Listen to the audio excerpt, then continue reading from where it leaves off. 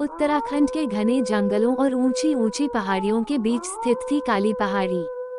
ये पहाड़ी अपने रहस्यमय वातावरण, घने पेड़ों और अजीबोगरीब कहानियों के लिए प्रसिद्ध थी।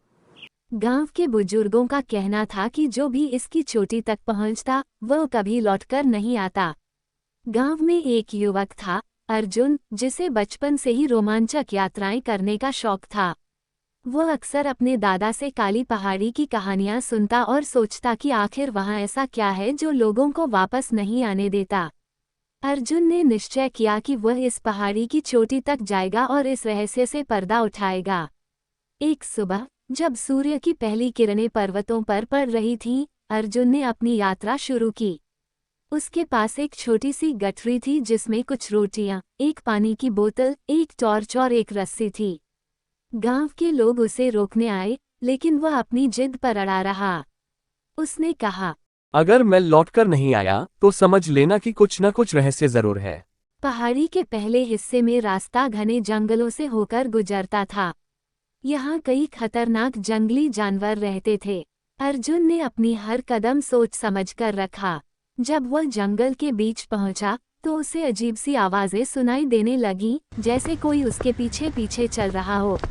अर्जुन ने अपनी टॉर्च निकाली और चारों तरफ रोशनी डाली, लेकिन कुछ नहीं दिखा। उसने अपनी हिम्मत बांधी और आगे बढ़ा। जब अर्जुन पहाड़ी के दूसरे चरण में पहुंचा, तो रास्ता और भी खतरनाक हो गया। पथरीले रास्तों और ढलानों से होकर उसे आगे बढ़ना था। अचानक उसे लगा कि किसी ने उसका नाम पुकारा। अर्जुन, रुको। वह चौंक गया। उसे लगा कि यह उसका भ्रम है, लेकिन जब उसने पीछे देखा, तो घने कोहरे के बीच काले साए से कुछ आकृतियां झांक रही थीं। अर्जुन को लगा कि शायद यह उन लोगों की आत्माएं हैं जो यहाँ आकर लौट नहीं पाए थे। लेकिन उसने डर को अपने ऊपर हावी नहीं होने दिया और तेजी से आगे बढ़ने लगा। अर्जुन आखिरकार पहाड़ी की चोटी के पास पहुंचा। वहां एक पुराना, टूटा-फूटा मंदिर था। मंदिर के पास एक पत्थर की वेदी थी, जिस पर कुछ प्राचीन प्रतीक खुदे हुए थे। जैसे ही अर्जुन ने वेदी को छुआ, एक तेज रोशनी फैली और उसे लगा कि उसके सामने एक वृद्ध ऋषि प्रकट हुए। ऋषि ने कहा, बेटा, जो भी यहाँ आता है वो डर के कारण हार मान लेता है, लेकिन तूने साहस दिखाया है। अर्जुन ने पूछा, लेकिन यहाँ आने वाले लोग कहाँ गए? वे डर और भ्रम के कारण अपने होश खो बैठे, लेकिन जो भय से ऊपर उठता है वही इस रहस्य को समझ सकता है।